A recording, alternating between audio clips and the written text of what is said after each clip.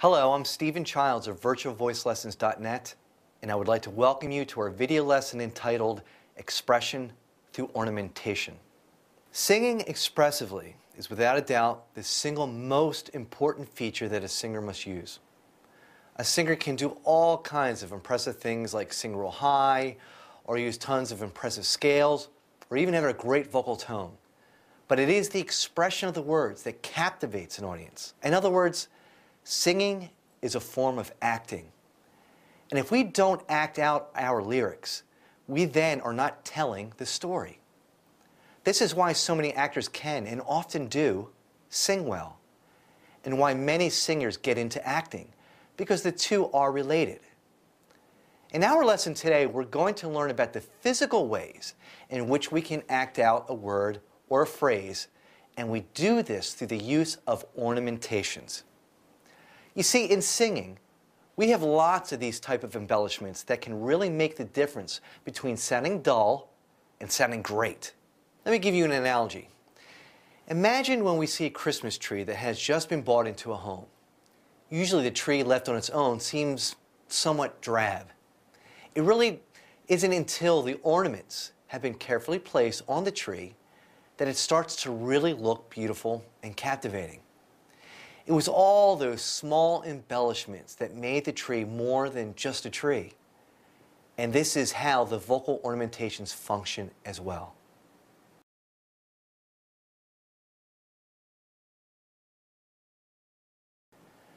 Let's take a moment to look at some of the different ornaments that we can employ as singers. There are at least 20 ornamentations that we can use, each one bringing life into the song that we are singing. Now, unfortunately, we can only look at a few of these right now. Some of the other ornaments, such as vibrato, will be covered in upcoming lessons. Before we begin, I would like to point out that most vocal ornaments have a related decoration, which is the ornamentation of non-usage. Now, what do I mean by this? Well, have you ever seen a Christmas tree with too many ornaments on it?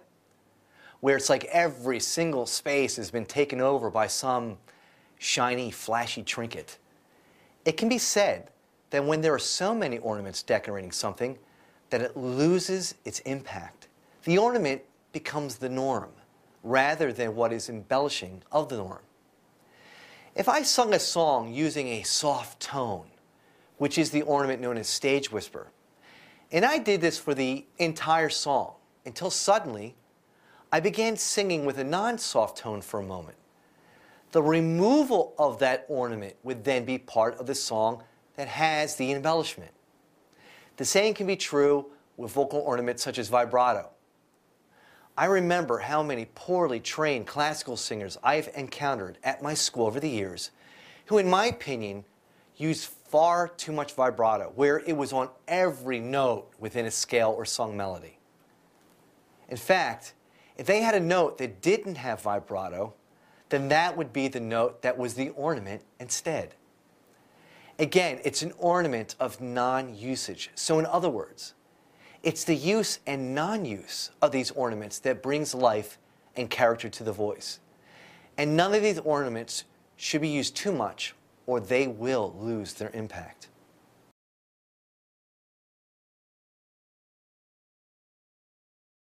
So here are some other common embellishments that you may hear singers utilize during a vocal performance. Let's start with the ornament called stage whisper, which is one of the most commonly used vocal ornaments in both singing and speech. This is the technique of singing with a soft tone but strong volume.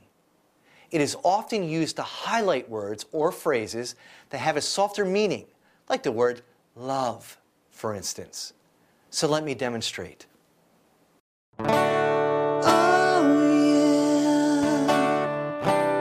oh yeah.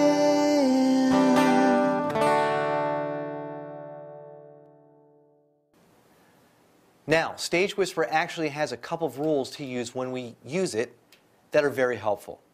The first rule is, low notes are almost always sung with some degree of stage whisper. You'll notice in popular recordings that pretty much all singers do this.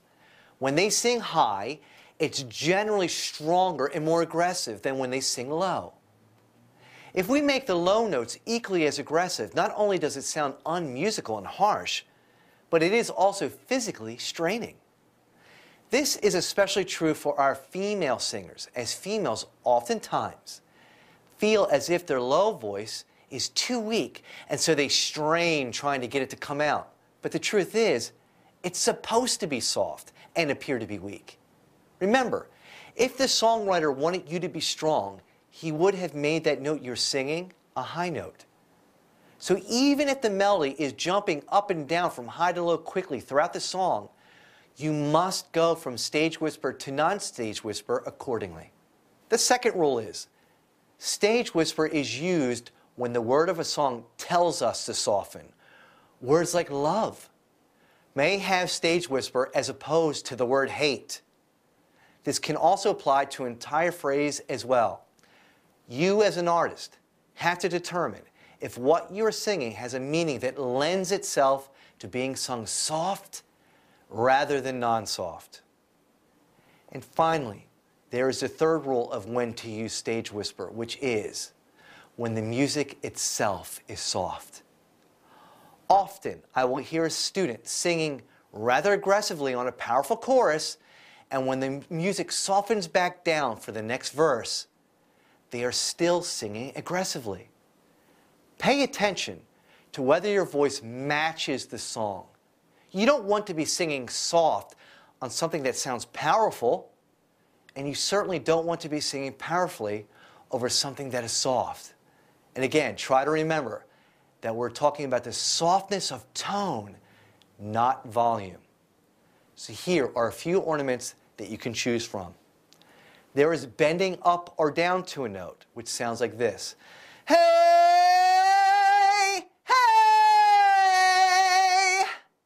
There is vocal fry, which sounds like this. I. There is darkening the voice. And there's rasp, which we hear a lot of rock singers use. We can start early or late on a melody. We can use punchiness, which is a way of accenting. This is a very common ornament which can really make a word pop out of a sentence. We can use bobbing, which sounds like this. Hey! There is scalar dynamics. Hey! There's controlled cracking. Why? Why can't I live? We can emphasize consonants like R's and W's. We can make a phrase choppy, which can make the phrase sound more emphasized, like there's anger and so on. Choppiness, like so many of these ornaments, are things we also use in speech. Imagine if I said to my dog, "What did you do to my rug?" You can hear how much more intense the phrase has now become. And this is the actual role of ornamentations. It is meant to highlight a word or even a group of words in a phrase to make it pop out of the sentence. Here's an example. Let's say I want to write someone an email and I want to emphasize a word or a group of words in a particular sentence that has a lot of meaning.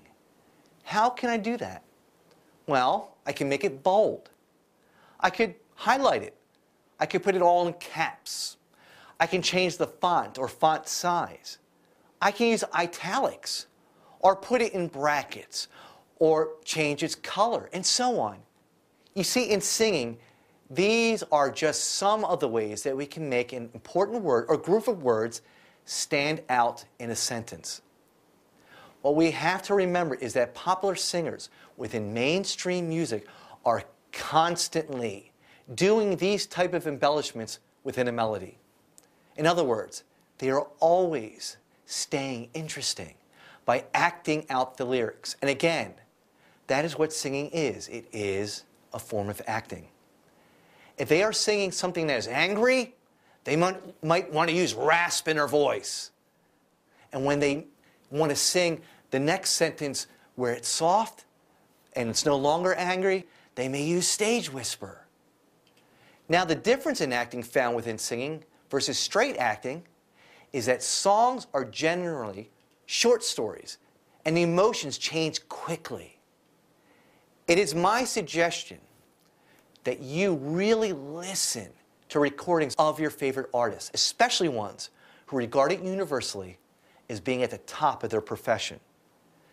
There is a wealth of knowledge to be gained by listening. Remember that these artists have producers who are there throughout the entire recording process and are guiding the singer, almost like a director guides an actor on a movie set. So nothing is left in a recording that wasn't thought out.